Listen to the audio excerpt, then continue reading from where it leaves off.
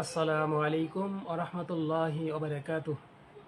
সম্মানিত ভিউয়ার্স মহোদয়গণ, এক ভাই প্রশ্ন করছে যে যদি জামাত বাংলাদেশের ক্ষমতায় যায়, অর্থাৎ বাংলাদেশের মসনদে বসে, তাহলে কি তারা এই দেশে ইসলামী খেলাফত ব্যবস্থা চালু করবে?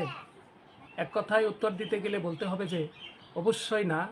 তারা ক্ষমতায় গিয়ে এই দেশে ইসলামী খেলাফত ব্যবস্থা চালু করতে পারবে না।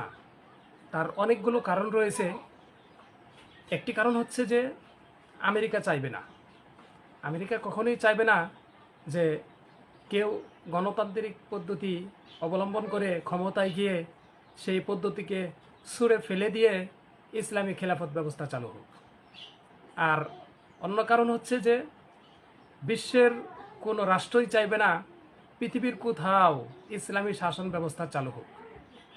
আর বিশেষ করে আমাদের পাশের রাষ্ট্র ইন্ডিয়া, ভারত, তারা তো কখনোই চাইবে না যে আমাদের পাশের রাষ্ট্র বাংলাদেশে খেলাফত ব্যবস্থা চালু হোক। তারা খেলাফত ব্যবস্থা যাতে চালু না হয়, এটাকে দমন করার জন্য যে কোনো পদ্ধতি বা যে কোনো পন্থা অবলম্বন করতে রাজি।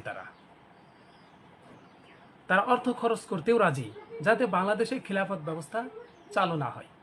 তাহলে প্রশ্ন হচ্ছে যে জামায়াতুল ইসলামের মতো এত অভিজ্ঞ, এত পুরাতন একটি ইসলামী সংগঠন বাংলাদেশের মসনদে বসে কি করবে?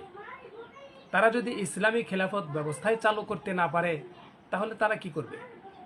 তারা ক্ষমতায় গিয়ে যা করতে পারবে তা হলো তারা এদেশে সুশাসন প্রতিষ্ঠা করতে পারবে, এদেশের উন্নতি করতে পারবে, জনগণের নাগরিক চাহিদা পূরণ করতে পারবে। বিগত 50 বছরে বাংলাদেশে জানা হয়েছে, আমি যতটুকু মনে করি জামাতুল ইসলাম ক্ষমতায় গেলে 5 বছরে তার থেকে বেশি উন্নয়ন করতে পারবে বলে বিশ্বাস রাখি। কারণ তারা ইসলামী শাসন ব্যবস্থা চালু করতে না পারলেও জামাতুল ইসলামের প্রত্যেক সদস্যই ইসলামী বিধিবিধান মেনে চলেন। তো ইসলামী বিধিবিধান মেনে চললে তারা কখনোই ঘুষ বাণিজ্য করতে পারবে না, দুর্নীতি করতে পারবে না, মানুষের উপর জুলুম করতে পারবে না, অন্যায় করতে পারবে না।